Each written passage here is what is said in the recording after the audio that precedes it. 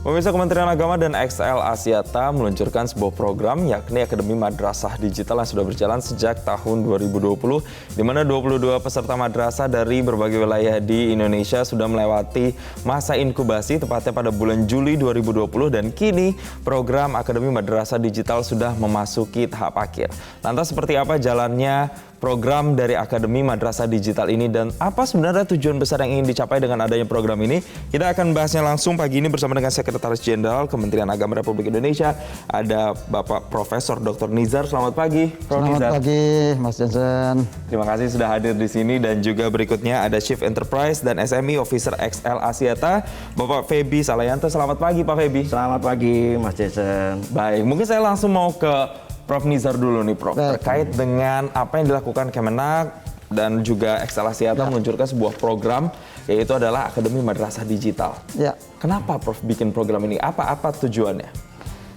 baik. Saya rasa program Akademi Madrasah Digital ini merupakan kerjasama dengan XL Axiata, merupakan kelanjutan dari tahun-tahun sebelumnya. Ini sebenarnya dimulai sudah 2018, sehingga ini masih tahun ketiga mestinya dalam hal ini. Karena itu kita beranggapan bahwa kita menilai bahwa siswa-siswi madrasah itu sebenarnya dari aspek penguasaan IT sebenarnya sudah tidak asing lagi. Karena itu dengan polesan di bawah pembinaan dari XL Axiata ini, saya rasa ini mereka akan menjadi siswa-siswi yang memiliki kefasihan dalam berteknologi. Kira-kira itu tujuan yang utamanya. Oke, ini berarti sudah program yang dimulai dari 2018 sampai dengan 2020. Kalau Prof. Nizar sendiri melihat 3 tahun, kurang lebih 3 tahun program ini berjalan, impact-nya untuk anak-anak madrasah, siswa-siswa madrasah ini seperti apa sih, Pak? Saya rasa mereka pertama dari segi ide, mereka memiliki ide yang sungguh luar biasa yang patut diapresiasi. Ya, ini ada kaitannya juga manfaat besar terhadap publik, terutama dengan penggunaan alat-alat teknologi yang mereka ciptakan. Dan tentu ini sangat didukung oleh XL Axiata yang punya instruktur-instruktur yang mumpuni, yang berkapasitas, sehingga ini anak-anak didik kita itu menjadi unggul dalam penguasaan IT. Oke. Ya. Saya mau ke Pak Feby. Pak, apa yang membuat kemudian XL Axiata juga join, bergabung, memberikan pembinaan terhadap anak-anak madrasah pula? Kenapa, Pak? Ada goals apa sih sebenarnya, Pak? Iya, Mas Jason. Kami sangat mendukung program ini karena ini sejalan dengan visi dari XL Axiata itu sendiri, Mas.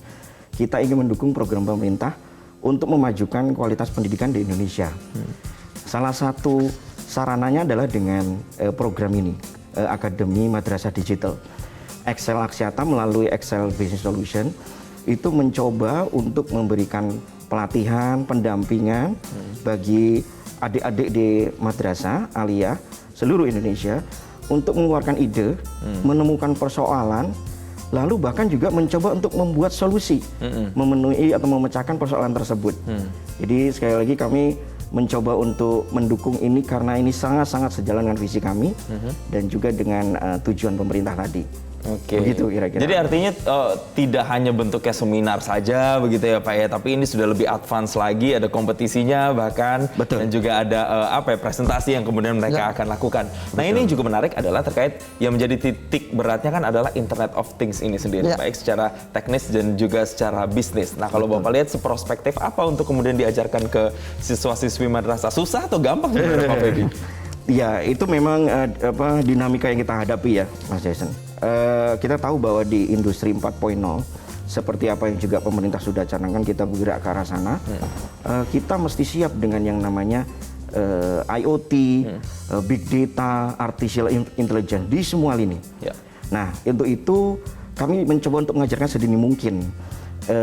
Kita mencoba untuk memberikan pemahaman ke mereka apa persoalan yang ada dan gimana caranya kita memenuhi itu dengan teknologi yang paling sederhana dari IoT itu sendiri.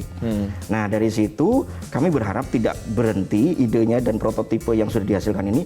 Kita berharap nantinya terus dapat dikembangkan dan bahkan masuk ke industri tentunya. Jadi kami akan mengundang tentunya nanti industri-industri terkait. Kalau memang nanti ke depan bahkan ada seperti exhibition atau seminar untuk menampilkan hasil-hasil karya mereka, itu juga akan sangat baik. Jadi ini proses berkesinambungan, Mas Jason. Nggak hanya berhenti hanya akademi digital selama 6 bulan, lalu kita tentukan siapa pemenang, tidak. Ini kita akan teruskan dengan tadi masuk ke masyarakat dan juga industri terkait. Artinya ada prospektif plan di sana dan juga diharapkan karya-karya ini juga punya fungsi, punya kemudian manfaat untuk masyarakat sekitar juga. Betul. Nanti saya akan tanya lebih detail terkait dengan pembinaannya seperti apa yang dilakukan oleh Kementerian Agama dan juga Excel Axiata kepada teman-teman kita, adik-adik di madrasah. Nanti Pak Nizar dan juga Pak Feby bisa menjawab, tapi kita harus jeda terlebih dahulu. Pemirsa jangan kemana-mana, kami kembali sesaat lagi.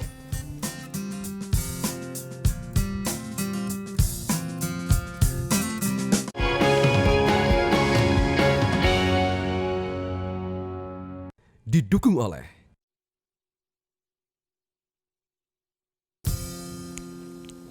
Terima kasih Anda masih bersama kami. Saya mau langsung ke Prof. Nizar lagi, Prof. Tadi kita membahas terkait dengan kemudian pembinaannya secara spesifik ke adik-adik kita. Ini kalau dari Kemenak yang saya tahu 3 bulan pertama itu adalah pengembangan soft skill-nya dulu, baru kemudian dilanjutkan dengan di laboratoriumnya. Kalau dari yang pertama nih, pendekatan soft skill-nya, apa-apa saja yang diajarkan ke adik-adik ini, peserta ini?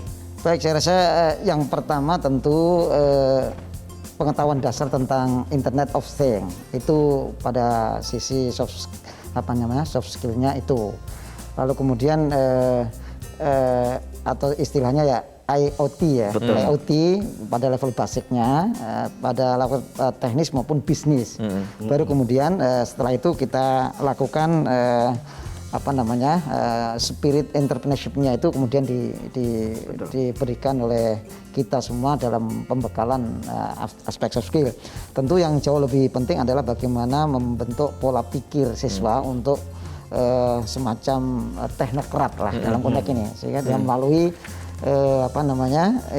pemberian materi-materi secara langsung, pembekalan langsung, dan nanti setelah soft skill-nya clear, baru kemudian digodok oleh Excel Axiata ini melalui laboratorium, sehingga mereka langsung bisa mempraktekkan. Prakteknya. Iya, termasuk juga bagaimana teknik komunikasi dalam konteks ini. Bagaimana mengkomunikasikan ide-idenya, kemudian alat-alat yang akan diciptakan untuk menciptakan teknologi itu digodok oleh teman-teman Excel Axiata dalam konteks ini. Jadi saya komplit lah sudah untuk membawa madrasah ini siap menghadapi 4.0 atau istilahnya madrasah 4.0, sehingga menjadi talenta-talenta muda yang berbakat, yang menjadi memiliki nanti pada akhirnya adalah SDM unggul dalam konteks ini. Nah itu yang juga kita harapkan. Berarti tapi selama pandemi ini, ini kegiatan semua dilakukan secara daring gitu. Karena tidak memungkinkan. Tapi meskipun begitu, saya rasa tidak mengurangi nilai bobot dari kualitas apa yang didesain oleh teman-teman Excel Axiata. Oke. Saya ke Pak Feby. Sudah ada pendidikan soft skill-nya, ada pembinaan secara soft skill, kemudian dilanjutkan lagi di laboratorium Internet of Things milik Excel Axiata. Ini bisa dijelaskan maksudnya seperti apa, Pak Feby? Iya. Jadi Mas Jason, kami itu memang memiliki IoT Lab atau kita sebut XCAM. Itu satu-satunya di Asia Tenggara yang disertifikasi oleh GSMA. Jadi itu adalah lembaga terbesar untuk operator seluler ya. Mereka mencertified XCAM kami. Nah, dengan adanya pandemi ini, proses yang tadinya kita lakukan di XCAM itu kita rubah jadinya dengan metode daring. Jadi kami melakukan coaching untuk mengenerate ide dulu. Ya, idea generation-nya menemukan persoalan apa yang ada di lingkungan mereka.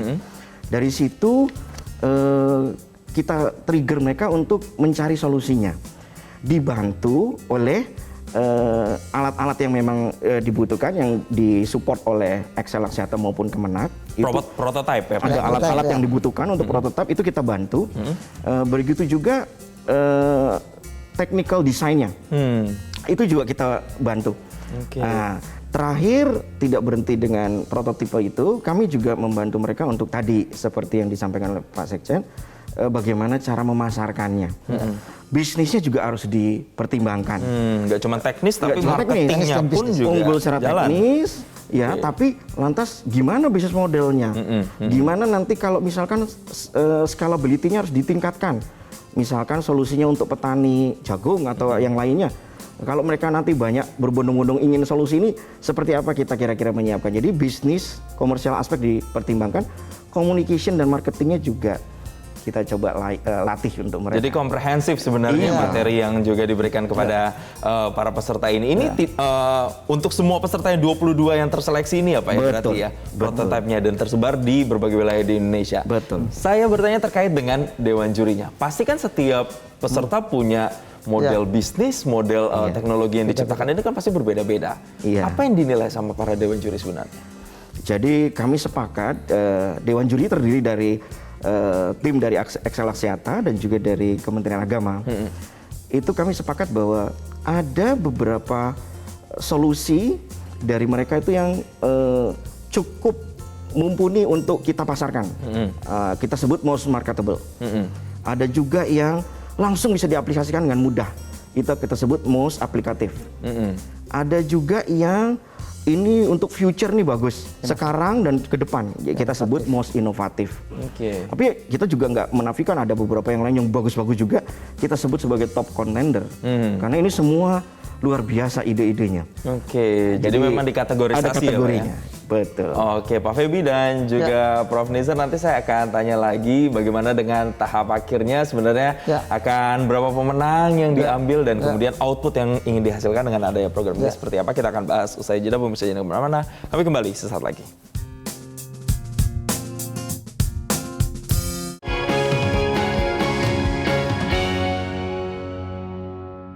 Didukung oleh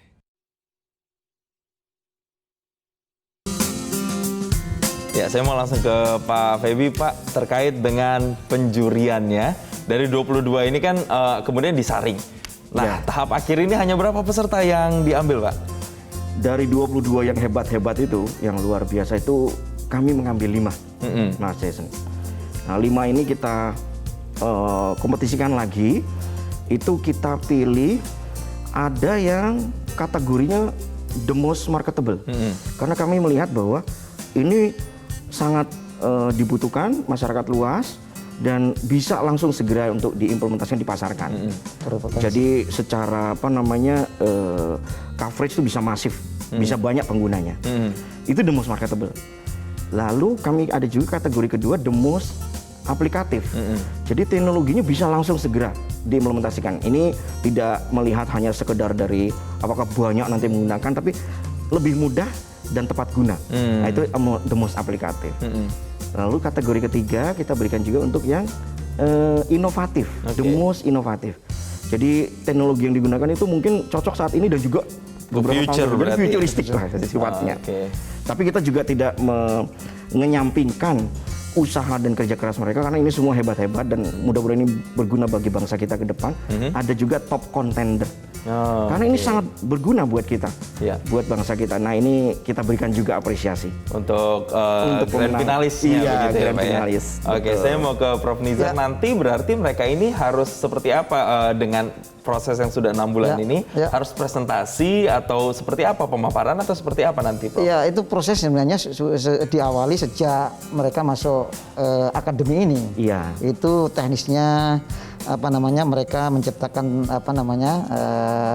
teknologi, lalu kemudian nanti disempurnakan melalui bimbingan dari Excel Axiata, lalu kemudian setelah dia selesai baru tadi paparan presentasi akhir dari hasil temuan atau inovasi mereka. Dan ada hasil pembinaan selama 6 bulan itu ya. Tadi saya menambahkan tadi ya dari Mas Feby tadi. Jadi sebenarnya selain 5 itu ada satu mungkin yang favorit, yang harapan. Ini berarti yang favorit difavoritkan oleh netizen. Oleh netizen, oleh yang like ketika mereka ditayangkan di web kita dalam konteks ini. Jadi memang sebenarnya ini saya bisa mengasumsikan ini adalah prototipe pendidikan madrasah 4.0 yang mengkombinasikan antara talenta yang produktif dan kreatif, tetapi juga mereka memiliki ide-ide yang sangat inovatif yang itu bermanfaat sekali bagi kehidupan bangsa dan negara. Maka tadi ada istilahnya most marketable karena hasilnya ini potensi untuk dipasarkan. Ada yang langsung inovatif karena memang langsung tepat guna dan itu biayanya murah tetapi dampaknya besar. Punya manfaat untuk masyarakat. Ya, manfaat besar dalam konteks. Prof. Nizar, menutup perbincangan kita, apa sebenarnya himbauan atau mungkin pesan yang ingin disampaikan kepada mereka, para peserta dan juga mungkin para siswa-siswi madrasah lain yang juga ingin meraih kesempatan yang sama terkait dengan ini? Ya, saya rasa ini akan terus kita lanjutkan kerjasama ini karena ini memiliki manfaat yang besar bagi anak-anak kita, dari siswa-siswi kita, sehingga saya harapkan siswa-siswi madrasah ini supaya ya melakukan ide-ide yang bisa disampaikan, kemudian ikut ajang kompetisi akademi digital ini, lalu kemudian nanti akan terpilih menjadi bagian terseleksi, lalu kemudian diberikan pelatihan-pelatihan oleh tim Excel Axiata ini, lalu kemudian dia akan tentu menjadi manusia-manusia yang bertalenta yang luar biasa untuk bangsa dan negara dalam konteks ini. Baik, kalau Pak Feby singkat saja, kira-kira pesannya untuk mereka yang sudah meraih penghargaan, kira-kira yang akan sampai di tahap akhir seperti apa nih? Iya, jadi kami melihat dari prototip-prototip yang sudah dihasilkan ini, mudah-mudahan ini akan berlanjut nantinya ke implementasi di masyarakat secara luas dan juga industri mungkin nanti ada yang mengimplementasikan. Dengan ini maka kita, bangsa kita itu mempunyai producers dan makers. Jadi kita menjadi penyedia solusi untuk kebutuhan kita sendiri. Ya. Jadi kita nanti menjadi bangsa yang tidak tergantung lagi dari bangsa lain. Nah, adik-adik ini diharapkan nanti ke depan jadi engine buat kita menciptakan solusi-solusi tadi. Nah, sehingga bangsa kita bisa lebih kompetitif. Nah, anak-anak ini tumbuh menjadi orang yang tentunya punya akhlak bagus, punya moral dan agama yang kuat, serta punya kemampuan teknologi dan kemampuan bisnis yang juga mumpuni. Baik, jadi agen perubahan yang juga kemudian bisa membuat bangsa menjadi bangsa yang mandiri ya Pak ya? Betul. Baik, terima kasih Prof. Nizar dan Sama-sama. juga Pak Feby sudah bergabung bersama kami di Selamat Pagi Indonesia Plus. Semoga ini juga bisa menginspirasi masyarakat dan juga para siswa-siswi madrasah lainnya. Dan pemirsa, demikianlah perbincangan kami di Selamat Pagi Indonesia Plus. Kali ini mewakili kerabat kerja yang bertugas, saya Jason Sabo, pamit undur diri. Terima kasih dan sampai jumpa.